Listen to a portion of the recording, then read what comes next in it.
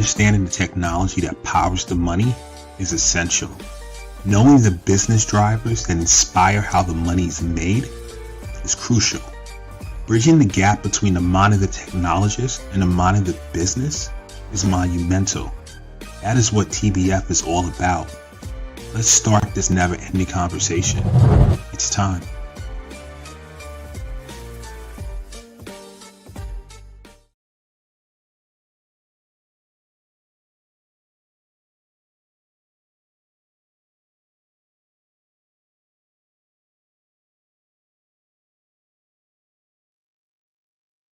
Hello, welcome to another episode of the Tech Behind FinTech. I'm your host, Nnamdi Osuagwu.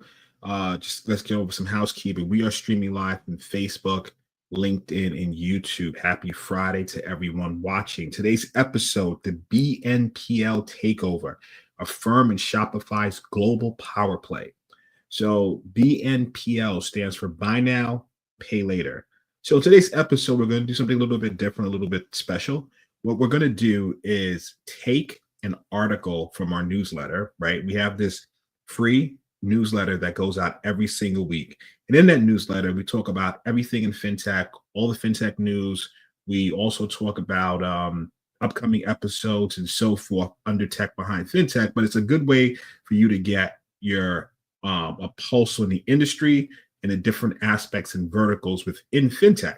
So for today's episode, we decided to do something a little bit different, a little bit special for you guys, in which we're going to show you, right, the power of our newsletter. We're going to extract an article from the newsletter, and we're going to do a deep dive in it. So the team and I, we said we're going to do one on Affirm and Shopify. So they're expanding globally to Canada. And we said, you know what, what if we took a resource, right, from that newsletter, our newsletter, the Tech Behind FinTech newsletter that goes out every single week, and we brought it to the forefront, obviously talked about the article in the news that's current, like this is happening right now, right?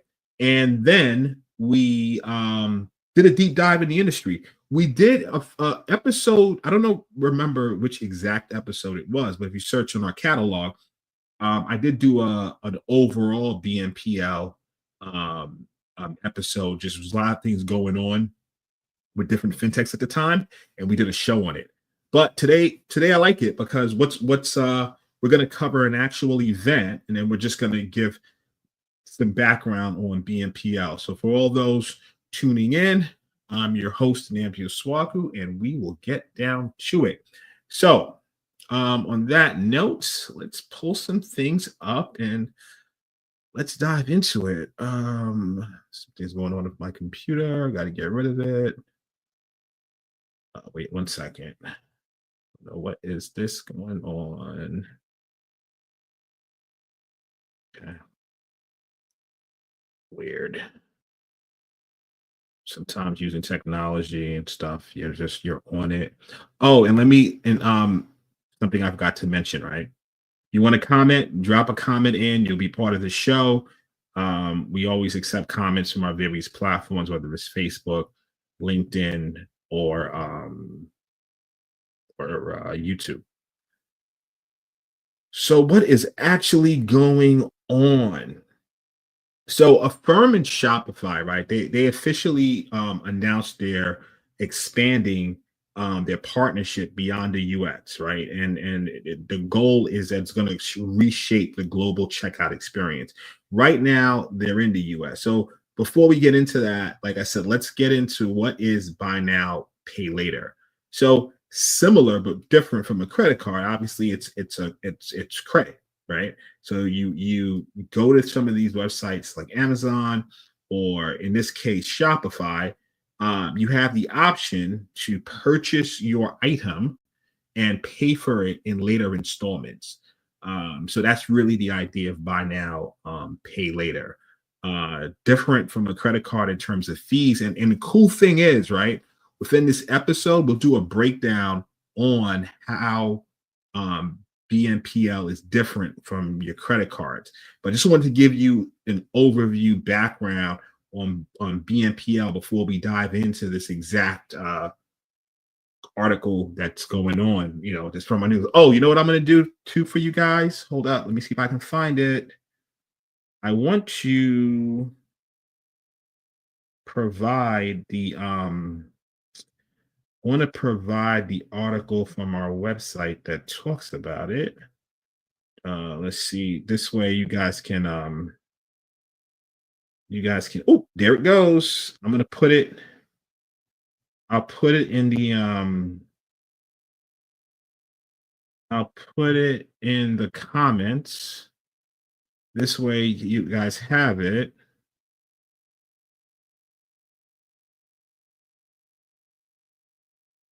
And like I said, what's cool about this, and this is why you should join our newsletter. If you go to Tech Behind FinTech, subscribe. Let me do that too. You'll get access to this newsletter, and you'll have your pulse on what's going on as well. Let me just put that in the chat.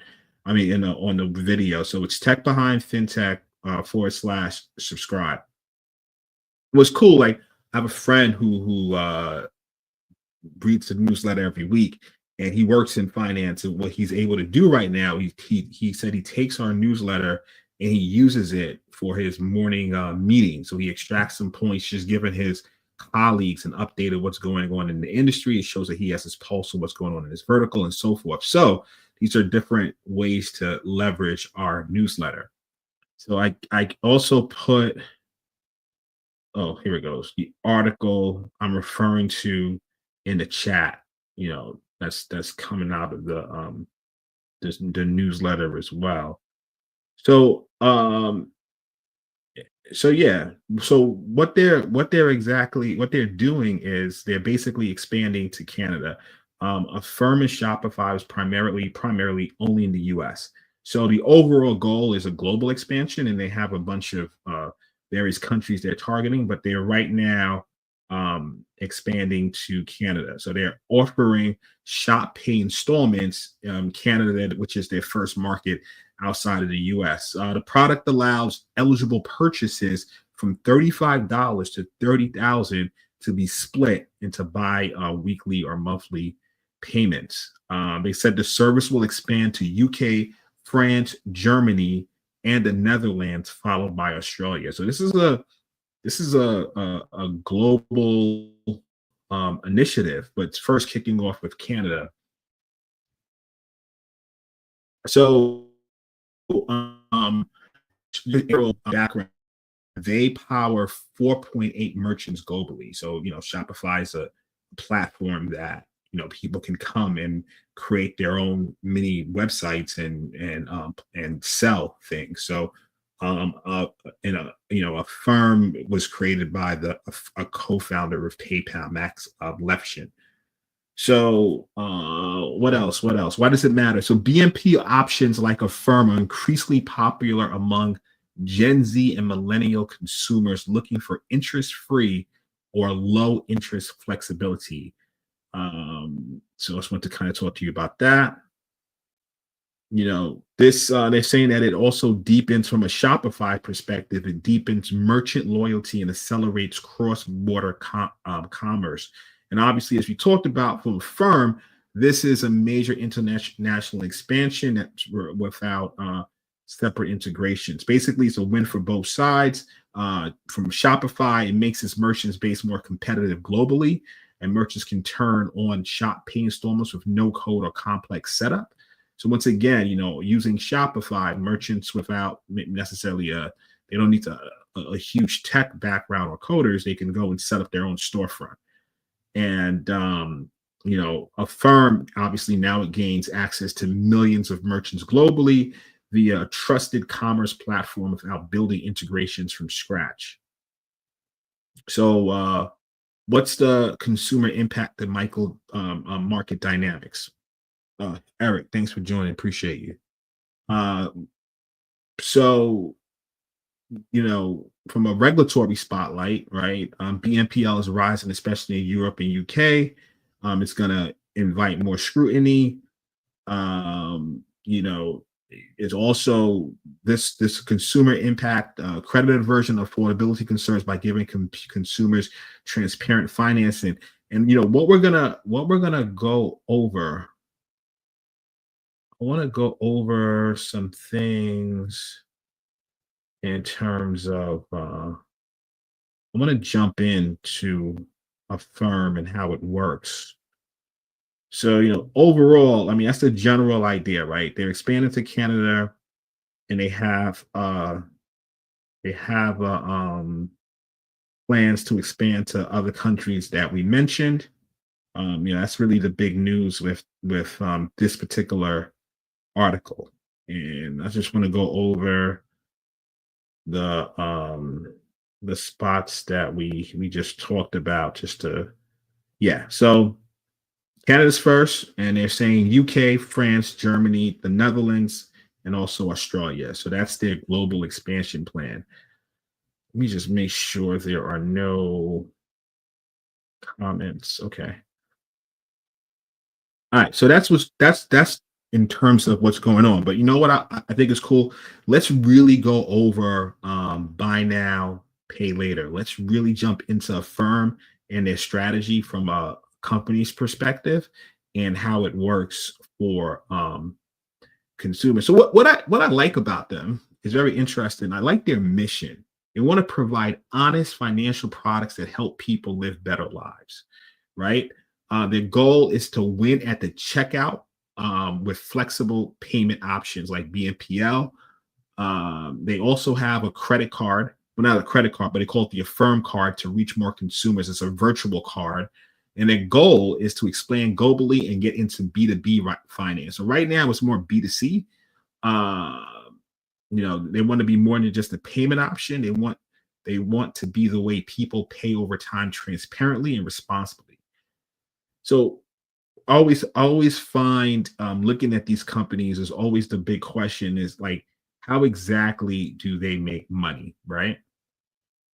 So it's 5 ways Affirm makes money.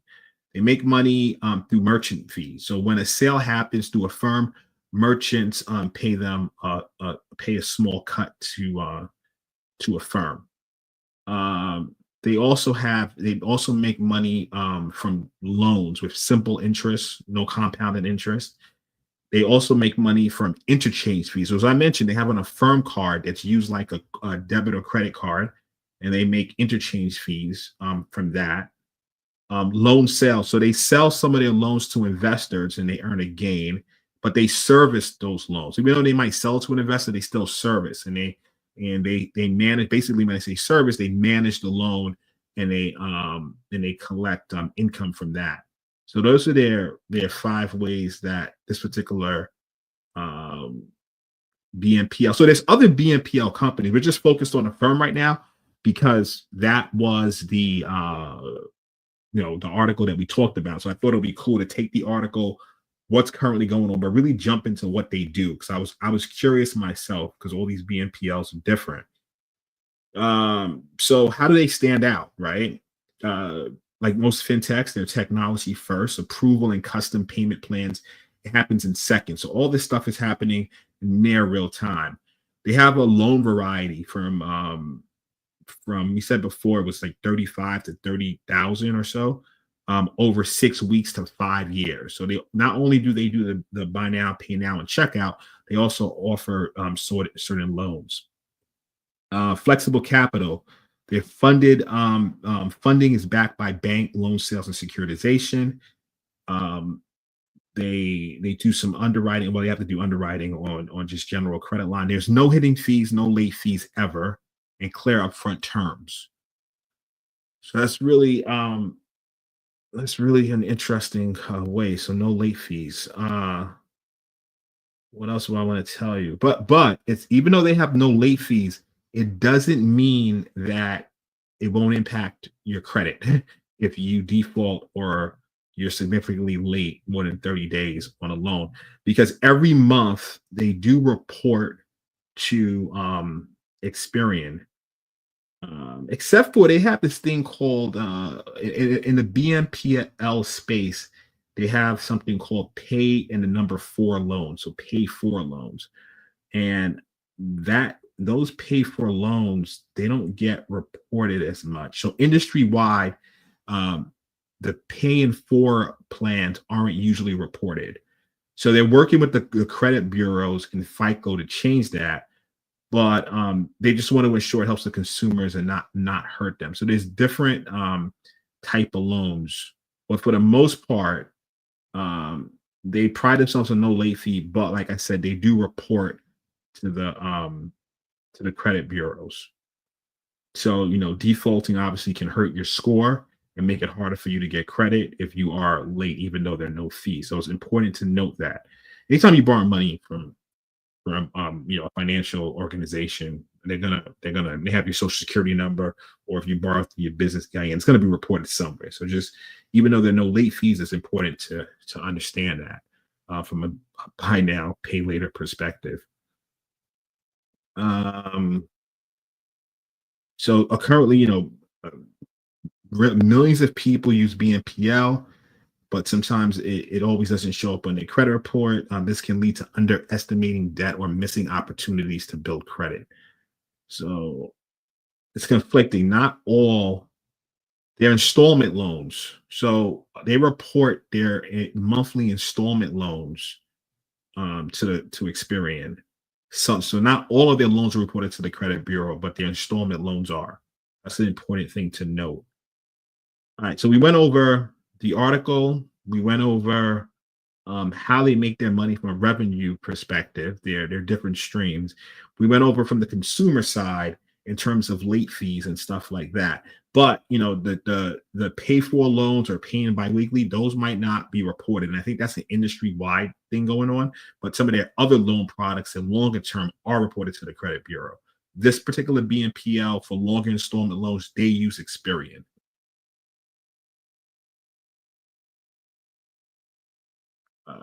Okay. So, this space has I don't know. I think it was around I still like to see more of them popping off and really that industry wide really going off on like during COVID 2020. It became like wildly popular, which makes sense, right? Because people were online shopping and some people wanted to purchase things and pay for it later as opposed to right now. It's so interesting. I was watching a movie and Cat Williams was in there, and it was like a payday loan. He said, if you don't have the money now, why would you think you're gonna have the money later? Every time I see these type of loan, like those type of loan products, and like the buy now pay PL, I always think about that movie or that line that I just recently watched. But it's definitely helpful to some. So how are regulators responding to it? So in the United States, we have the CFPB, Consumer Financial Protection Bureau, and they're actively reviewing BNPL practices. It said in a 2022 report, they flagged data harvesting, lack of standard disclosures, and overextension of credit. The agency is pushing BNPL providers to follow similar rules as credit card issuers. Example, clearer terms, dispute rights, refund policies. So sometimes when these new verticals come up, especially in the fintech world, what I've seen and read over years, they're not held yet to the same standards as their the incumbents, right? Just to be, it makes sense, right? The incumbents been around longer. These are new models that people are leveraging. So the regulators is basically kind of have to get a handle around it and say, okay, well, you're exercising in this way. What are some ways that could potentially hurt the consumer? And then they come up with different practices. So as when it just pops off, usually sometimes these things are in flux. So they say regulatory guidance and rulemaking is expected, especially if delinquency rise during economic downturns. In the Great Britain, they have the FCA, Financial Conduct Authority, and they're preparing to bring BNPL into formal regulation. BNPL were previously exempt from the Consumer Credit Act. So, draft legislation and affordability checks are on the way. In the EU, BNPL is now under the updated Consumer Credit Directive, expands coverage to loans under 200, including most BNPL products. So it's like I said, these regulatory things are underway. In Australia, they have the Australian Securities and Investment Commission, ASIC, and they label BNPL as a credit-like product and plans to regulate it as such. So we'll see the different things that come up from that. But like I said, in general, that's usually the theme. I mean, you see it a lot, even going on with crypto, right? As governments and these regulatory bodies seek to understand the process, the tech, how it impacts the consumers, then you'll start seeing regulatory constraints, right? I know even in that crypto space with certain companies, we had I think it's pronounced Mica. We actually had a show on it, Mica, MICA, and that's a European regulatory constraints coming along that for crypto. So you see that a lot. So I don't think BNPL will be that different. It's so interesting because back in the days prior to tech, it was like concept of like layaway, and that's what BNPL kind of, some of the flavors remind me of it, in which the only difference is, back then it wasn't a situation where you take the product. You basically, the product is still at the store and you're coming to make payments on it until you could afford it. Now, I've never done that, but I remember back in those days, that's how it was used. And this difference with BNPL, buy now, pay later products, you actually get the product, right? You get it on checkout. So it will be delivered to your house as if you paid for it. But then you have to make installment payments. So it's a very interesting industry. So what did we cover so far? We covered the news article with Affirm and Shopify expanding outside of the US. So that was and we got that news article from our newsletter, which you should subscribe to. You go to the Tech Behind FinTech, subscribe, it'll be there. Then we got into the buy now, pay later. What does that even mean in the industry perspective? Then we jumped into Affirm because that's what the article is talking about, and how they generate revenue, their mission. We got into late fees, how it impacts your credit if you are late. And like I said, some of the main products in terms of like pay for loans in which you pay for installments, those don't seem to be reported on your credit report. But the longer term loans that they offer are, and they report it directly to Experian. So that's the one of the credit agencies, the report agencies that they use, as opposed to TransUnion and Equifax. They use Experian. And we talked about regulation. So, you're going to see regulation come up. I mean, so it's a brand new vertical in terms of buy now, pay later. So as we talked about, sometimes these regulatory bodies, they'll start generating regulation around it, as the industry matures and so forth. But when it's brand new, it's still in flux. But they obviously see it as something that's popular. So you're going to see that coming in. So that's what we wanted to do in today's episode, right? We wanted to take an article from our newsletter. And like I said, read our newsletter, subscribe to it, techbehindfintech.com/subscribe. And you'll have your fingers on the pulse of what's going on in fintech. So we took an article from our newsletter. We then obviously gave you an update on it, what's going on. Then we kind of jumped into a breakdown of that particular vertical and industry, which is BNPL, which you want to cover and go over it. So that was really the goal for today's episode. And let me see if there are any questions before we conclude and let you guys get on with your weekend. All right. I don't see any questions, but what I'm going to do is post the link to our newsletter so it can be part of the video. So you see it. It's on the video, Tech Behind FinTech, subscribe. If you're on Instagram, you could go to the techbehindfintech.com/subscribe and subscribe to our newsletter. It'll be greatly appreciated. All right. So I'm going to hold on and see if there are any questions. Hey, no questions on that. So, yeah, man, look, we have coming up a really great guests, a whole schedule for some really great guests. So definitely tune in for that every Friday at 12 p.m. I'm really excited for our upcoming guests and the conversations that we're going to have with them. Every Friday, 12 p.m. EST, that's when the show kicks off. So it'll be in your interest, obviously, to subscribe, keep your fingers on the pulse of what's going on, and so forth. Other than that, I think that concludes today's episode. On a personal note, I trained Brazilian Jiu-Jitsu, and I just got promoted to a brown belt today in the morning class. That was pretty big surprise. So, it's interesting when these things happen. Like, it's just you look at it like, wow, it's good. You're happy because you've been putting in work and been recognized for work you've been putting in. But you start looking at, wow, it's more work now. Now it's more work to actually just get better and just stay competitive and so forth. So I'll probably be training this weekend as usual. So my team and guys I train with will see me. Other than that, techbehindfintech.com, subscribe. Thank you for joining in. Definitely appreciate you guys. Thank you for all the DMs, the messages, everyone who supports the Tech Behind FinTech channel. And listen, we are going to be doing a new branded show. So we're going to keep this weekly show because this is the live show. We have some amazing guests, good pulse, but we're going to be kicking off a new show. That's probably like a monthly show. So the goal is to have different shows under the Tech Behind FinTech umbrella. And, as it shapes form, I'm going to really be talking about it.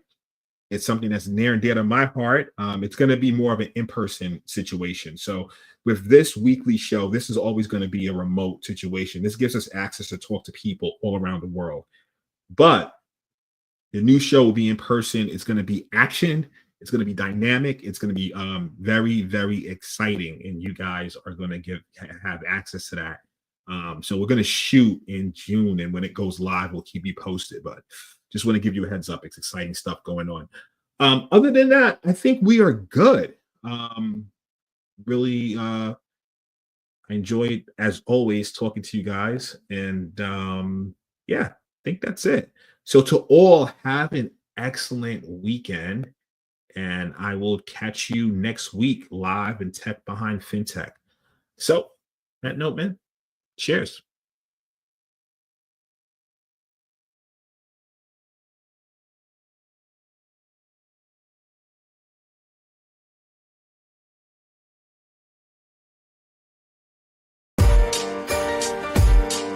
Understanding the technology that powers the money is essential.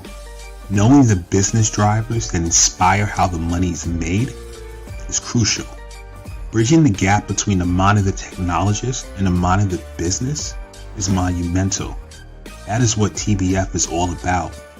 Let's start this never-ending conversation. It's time.